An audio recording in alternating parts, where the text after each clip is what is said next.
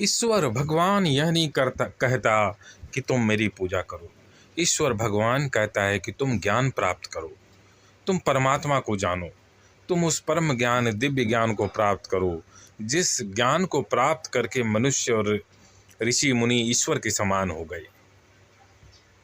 जो हमारी उपनिषद हैं, रामायण, गीता, वेद, उपनिषद, वह भी उस ज्ञान की ही चर्चा करते हैं जिस ज्ञान को पाकर मनुष्य ईश्वर के समान हो जाता है।